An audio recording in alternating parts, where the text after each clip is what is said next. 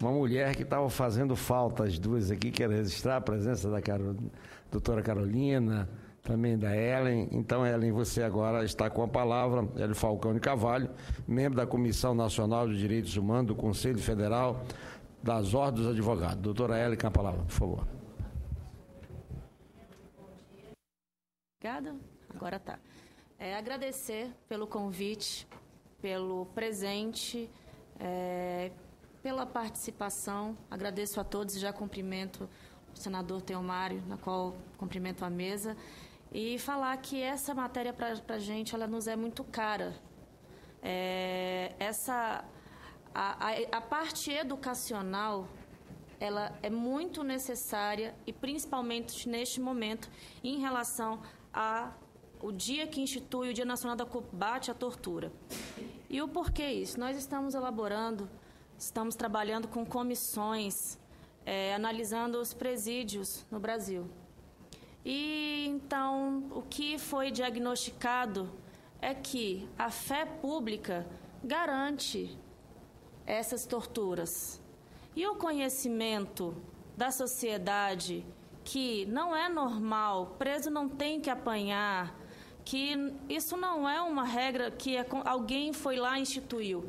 Mas por que eles acreditam? Porque são é o próprio Estado falando para ele que é assim que funciona.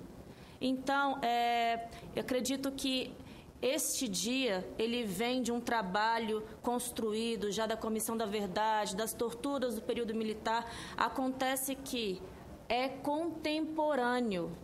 Se antes haviam segregações por partidos, hoje é segregação por classe social.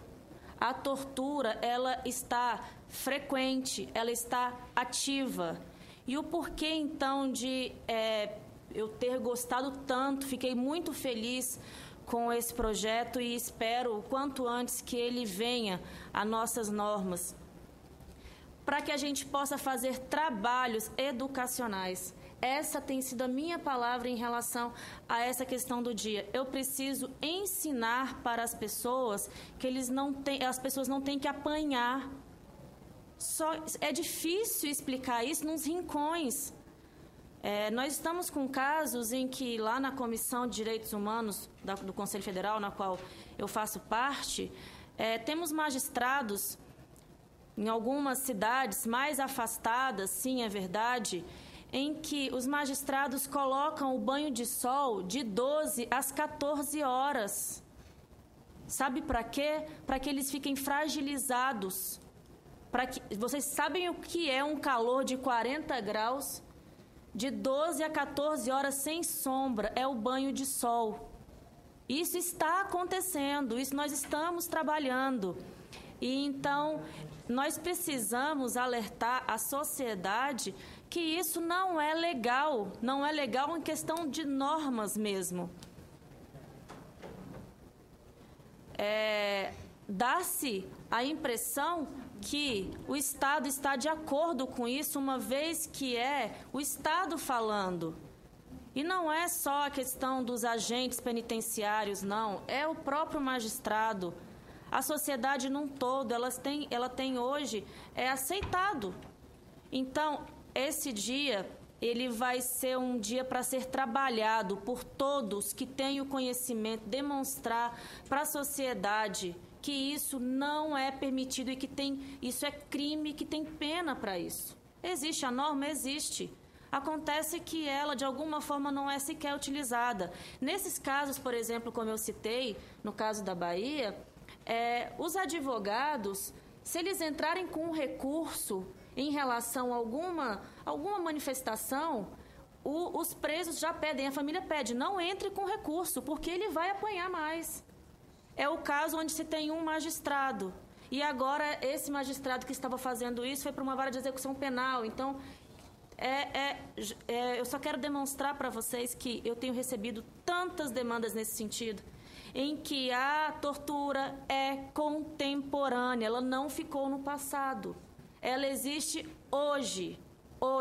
Então, esse dia vai ser importante para que a gente possa conscientizar. É crime apesar de ser um magistrado, um agente penitenciário que está ali falando que pode te bater, não é verdade. A norma proíbe, é crime. Isso deve ser apurado.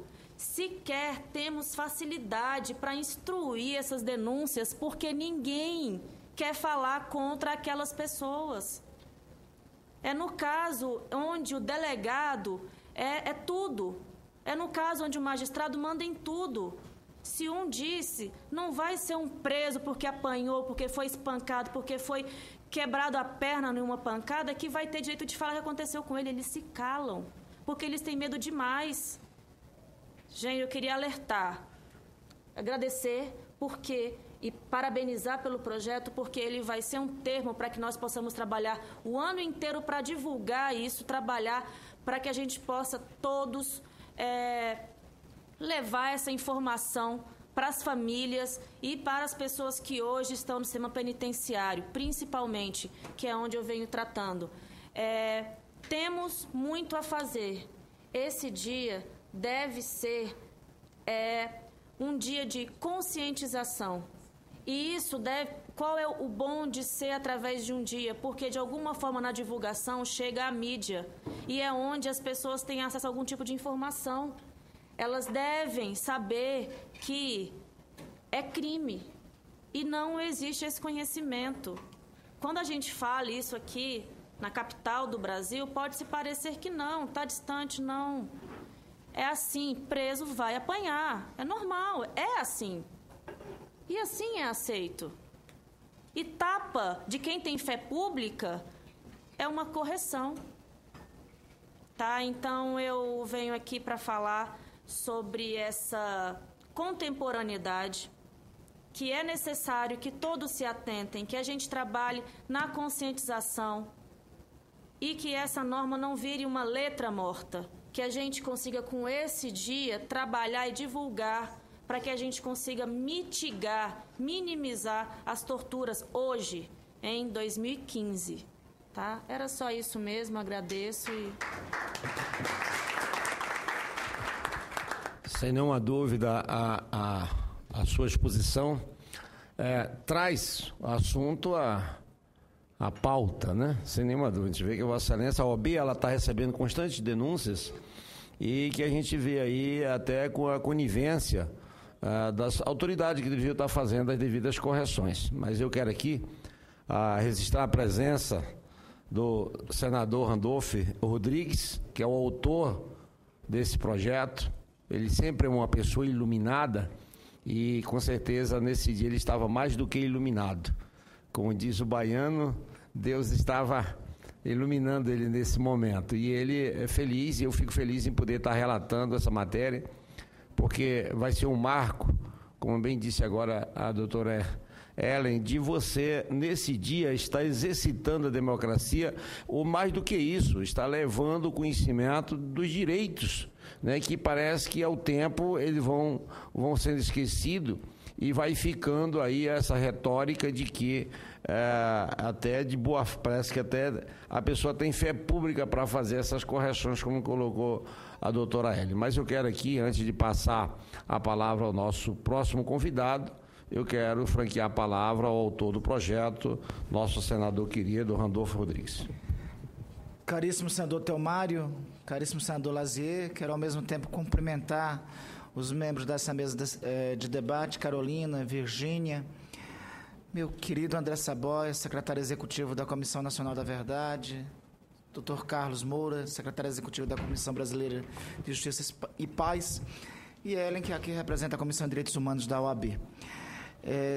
Eu que fico feliz pela relatoria, a relatoria estando com Vossa Excelência, ou estando com o senador Lazier, primeiro eu ficaria muito mais tranquilo sobre a aprovação. Segundo, a matéria vai ser enriquecida por debates como este. Quero pedir desculpa de não estar e desculpa pela correria. Teomário e Lazier sabe muito bem que dias de quarta-feira aqui nós temos que tentar cumprir o dom divino da onisciência e da onipresença. Como não conseguimos, a gente tem que estar em 3, 4, 5 comissões ao mesmo tempo.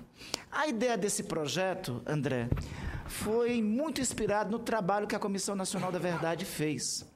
Nós temos uma formação histórica em nosso país que trata a tortura como se fosse algo normal, algo quase que aquele preso, aquele abre aspas, fecha aspas, contraventor que é detido tem que necessariamente receber um, abre aspas, tapinha.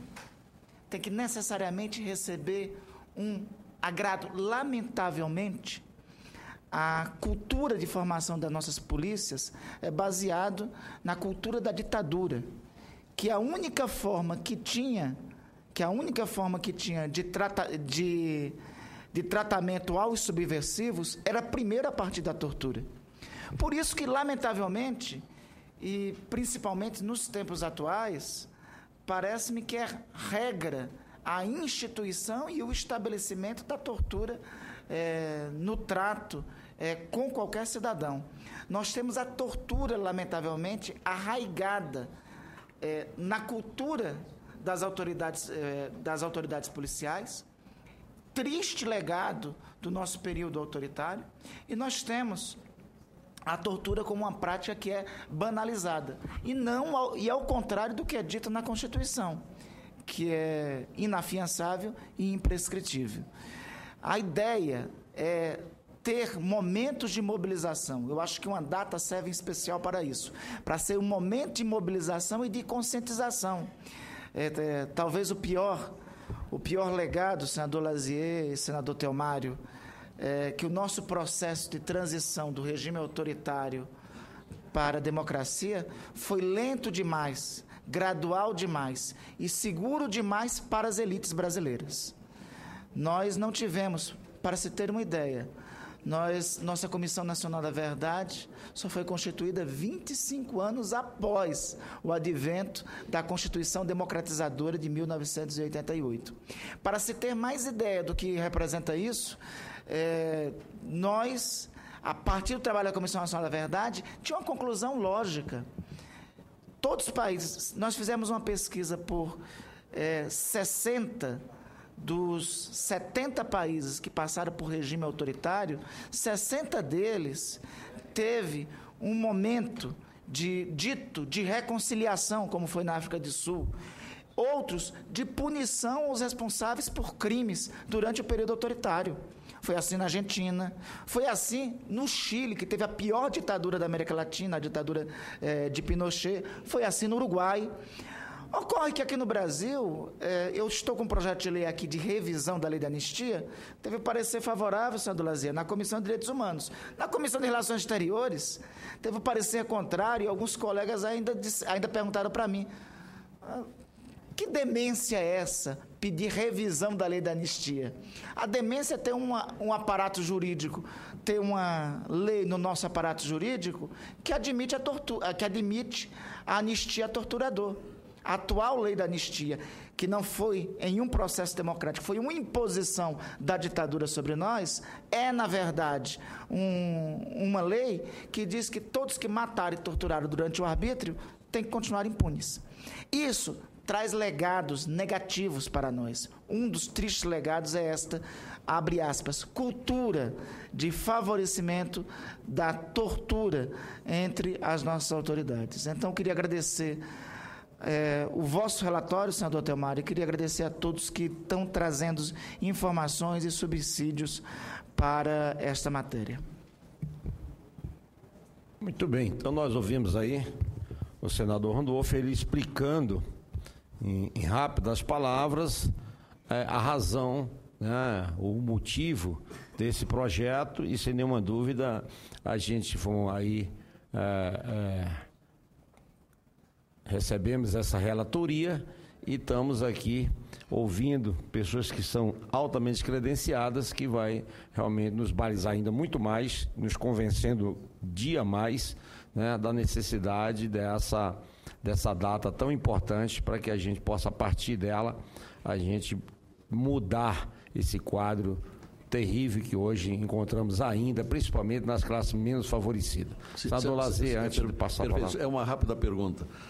Senador Telmário, como a data proposta inspiradamente pelo senador Randolph é o 14 de julho, porque lembra que em 2013 o cidadão Amarildo de Souza foi levado na base da unidade da Polícia Pacificadora, imagine, pacificadora da Polícia Militar do Rio de Janeiro, na Rocinha, para averiguações, e ali começou a sua tortura. Então, como tem a ver a data com o Amarildo, seria interessante uma atualização. Os torturadores já estão sendo punidos. A quantas anda esse processo, se possível, dentro das falas que nós ainda vamos ouvir aqui? Obrigado. Muito bem, obrigado. Então agora... Senhor presidente, eu fui lembrado aqui muito bem, desculpe-me rapidamente, o senador Lazier é bem pertinente quando lembra o 14 de julho, tem a referência principal e a inspiração principal do projeto, o sacrifício, o martírio de Amarildo, né?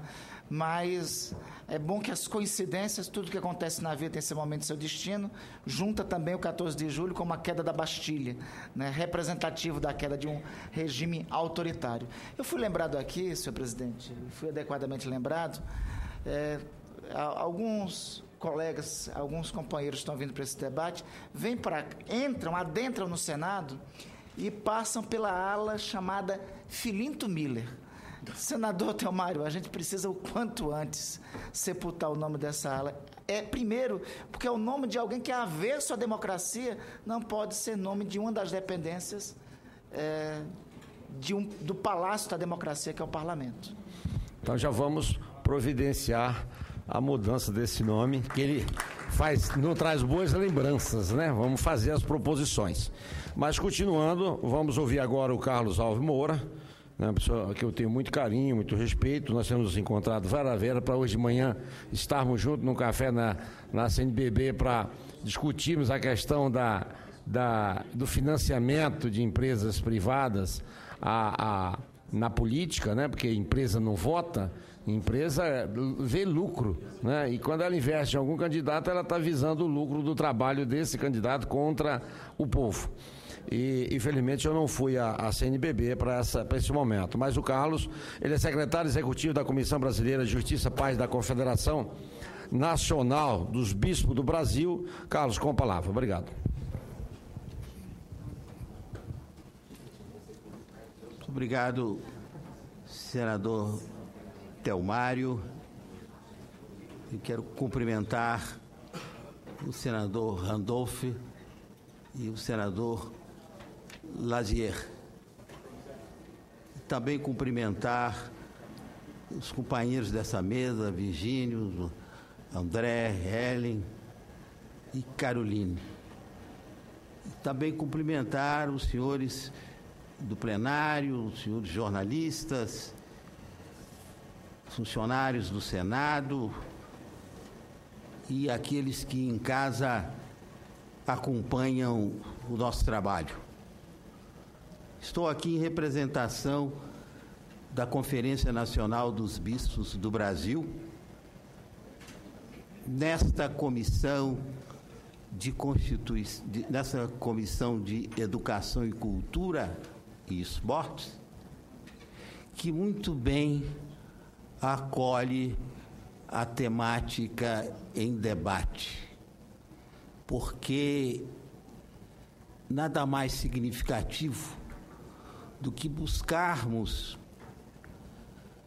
erradicar a tortura a partir dos bancos escolares. Os policiais, os magistrados, a sociedade de um modo geral e todos aqueles e aquelas que aceitam a tortura, que candidamente aceitam a tortura,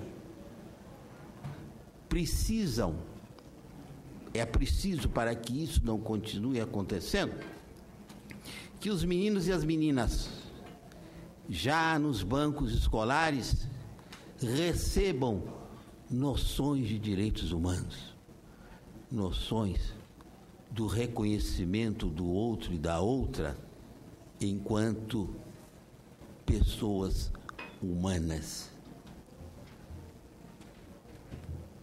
A Declaração Universal dos Direitos Humanos, no seu artigo 5º, promana: ninguém será submetido à tortura nem tratamento cruel, desumano ou degradante.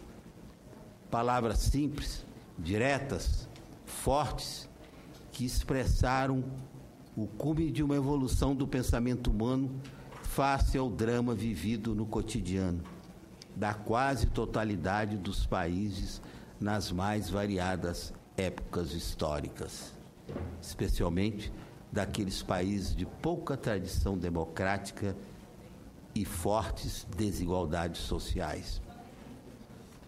A tortura, na pontual definição do saudoso Hélio Pellegrino, é considerada, aspas, como a busca à custa do sofrimento corporal insuportável de introduzir uma cunha que leve à cisão entre o corpo e a mente. Continua Pellegrino. Ela procura a todo preço semear a discórdia e a guerra entre o corpo e a mente. Ou seja, ela destrói o ser humano. Enfim, Pellegrino conclui: é tudo aquilo que deliberadamente uma pessoa possa fazer a outra, produzindo dor, pânico, desgaste moral ou desequilíbrio psíquico, provocando lesão, contusão, funcionamento anormal do corpo ou das faculdades mentais. Por outro lado, a Associação Médica Mundial, já em 1975, definiu a tortura como a imposição deliberada, sistemática e desconsiderada de sofrimento físico ou mental por parte de uma ou mais pessoas, atuando por conta própria ou seguindo ordens de qualquer tipo de poder, com o fim de forçar outra pessoa a dar informações, confessar ou por outra razão qualquer.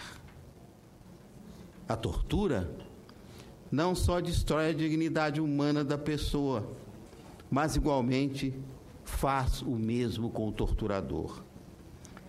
Ela o rebaixa à categoria mais vil de quem mente negando sua ação, montando cenas mentirosas como o auto do enforcamento do morto sob tortura. Não resta mais nada de humanidade em quem pratica tal crime.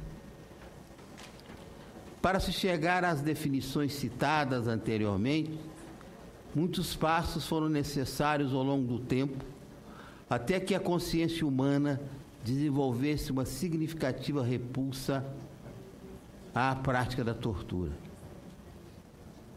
Percorrendo a história, há milhares de anos, nos deparamos com um tempo em que o Senhor detinha plenos direitos sobre os escravos, estes considerados coisas.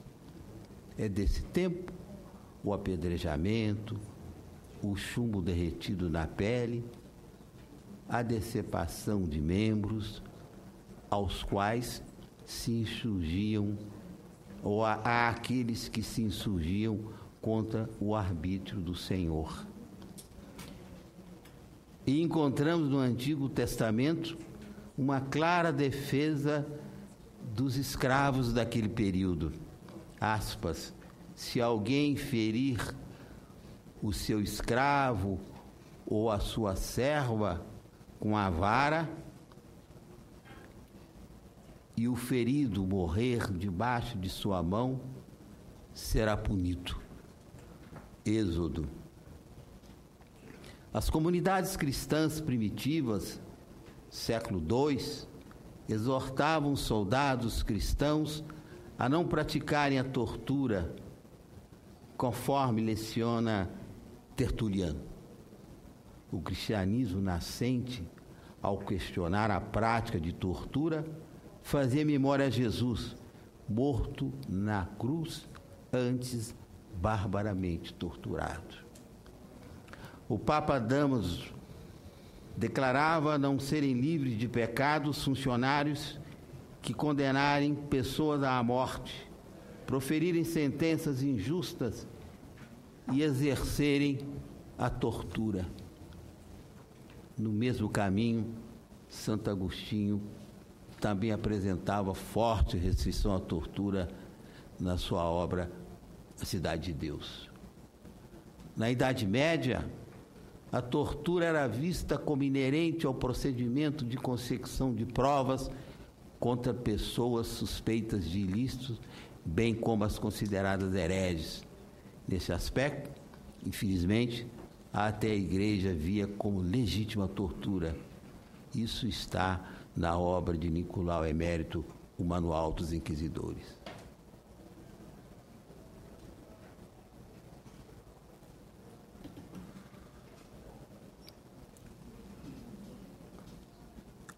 A chegada dos colonizadores ao Brasil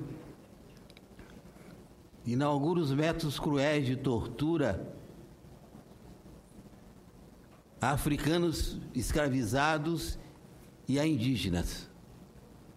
Era o destino de quem, porventura, não se dobrasse aos desígnios dos senhores de engenho.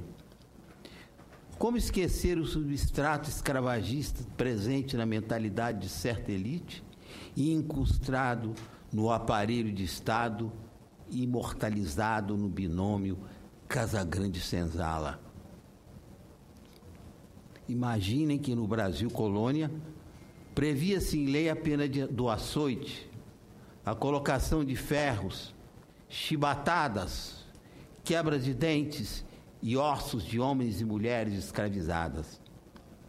Basta lembrar o Pelourinho, hoje saudado e cultuado nas praças e praças desse país, mas que no passado foram instrumentos de tortura.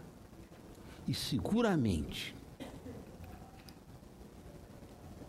esse legado, senador presidente, de tortura aqui trazido pelos meus antecessores, resgatado brilhantemente pela doutora Ellen, tem os seus alicerces, tem assento no período escravagista, dentre outras coisas. Se a República Brasileira fora prodigiosa em impedir a normativação da tortura, de alguma maneira adotou como prática, naturalizada nas cadeias, nos interrogatórios e batidas policiais, nas favelas, nos cortiços, atingindo preferencialmente as comunidades negras e ativistas do nascente movimento operário. O Estado Novo, aqui já referenciado, elevou a prática da tortura aos dissidentes do regime com a criação da polícia política comandada por alguém já referido nessa assentada e que dá nome a um espaço nesse Senado da República e que concorreu para que Olga Benário fosse entregue aos alemães, deportada para a Alemanha e executada em 1942. O regime nascido com a deposição do presidente Goulart fez da tortura um instrumento corriqueiro contra os que se opõem à ditadura. No subterrâneo do Estado brasileiro, desenvolveu-se uma tecnologia do terror. E se antes importávamos máquinas de serviços inspirados nas torturas da França, abrasileiramos essa prática. Foi com o pau de arara, a cadeira do dagrão, a pimentinha e muitos outros atos de tortura. Mas nem toda a sociedade ficou calada e nem toda a sociedade cala-se ante a tortura. E um exemplo é essas sentadas, senador presidente. Nos idos de 1970, aqui em Brasília, a Conferência Nacional dos Bispos do Brasil denunciou publicamente a tortura. E é verdade que, àquela época, muitos dos senhores bispos até então não acreditavam em tamanha maldade, embora dessem abrigo a muitas vítimas. E foi aqui, em Brasília, no Ministério da Justiça, que Frei Romeu Dali enfrentou o ministro da Justiça de então, ao dizer-lhe que faltava com a verdade, ao negar diante do episcopado brasileiro a prática da tortura.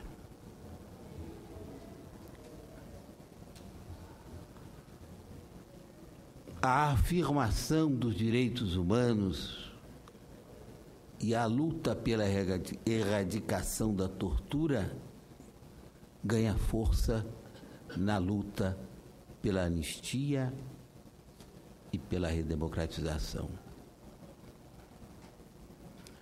Equiparamos na Constituição de 88 a prática da tortura aos crimes da hediondez. Subscrevemos tratados internacionais e fomentamos o ensino dos direitos humanos na formação de policiais, o que precisa ser aprimorado. Não basta simples cursos de direitos humanos aos policiais. É preciso um tratamento, e aqui já foi dito, de conscientização das polícias, no sentido do respeito à dignidade da pessoa humana. E é preciso que a transmissão desse conhecimento vá além, porque é preciso que se faça um esforço para transmitir ao outrem o sentimento desse respeito à dignidade do ser humano, para que ele seja respeitado na sua integralidade. Nem torturas físicas e nem torturas psicológicas. A Comissão Brasileira de Justiça e Paz, organismo vinculado à CNBB, entende que o projeto de lei em evidência soma-se ao esforço de amplas parcelas da sociedade civil, da imprensa, da intelectualidade, dos trabalhadores e dos clamores das periferias de pôr fim ao uso da prática cruel que atinge ostensivamente as pessoas pobres e negras. E é verdade. E eu sei, senhor presidente, que não estarei nesse momento fazendo nenhum alarde. Mas, se quisermos saber quem é negro, basta chamar a polícia. O projeto de lei colabora para o enfrentamento da cultura, da valorização e glamorização da tortura, presente em alguns personagens do entretenimento, os programas de TV, onde a vida é banalizada, onde a vida não é respeitada. Se por um lado há tantos anônimos aterrorizados com choques, estrupos, afogamentos, por outro lado se eternizam os nomes dos torturadores ostentados em pontes, ruas e avenidas. Superar a tortura requer não apenas o aprimoramento das instituições republicanas, como o aparato policial. Superar também o senso comum que condena à morte aqueles que se perderam na criminalidade. Superar a tortura requer romper com o silêncio, seja onde for, e gritar: não à tortura. Superar a tortura requer impedir o esquecimento para que o mal não se repita. E eu me permitiria, senhor presidente, chamar aqui Frei Tito, Exorgue, Manuel da Conceição, Aldo Arantes, Miriam Leitão, Bete Mendes, Alipe de Freitas, Gregório Bezerra, Rose Nogueira, Isabel Fávero, Dulce Maia, Madre Maurília, torturadas e torturados, uns vivos, outros mortos, vítimas do Estado e da sociedade brasileira. Vítimas do Estado e da sociedade brasileira, que em conluio sustentam a tortura. Eu penso, repetindo o que já foi dito aqui, que o 14 de julho deve ser o dia em que todos nós possamos, nas nossas casas, nos nossos bairros, nas ruas, nas cidades, nas praças, estabelecermos uma relação com o outro e com a outra de conscientização em favor dos homens e das mulheres, na perspectiva de libertá-los do pensamento da tortura, na perspectiva de engajá-los nessa nossa batalha de combate à tortura. O 14 de julho, que representará, se aprovada a proposta do senador Randolph, representará todos os amarildos que seguramente há muitos, nesse instante, dependurados nos paus de arara das cadeias desse país. Muito obrigado.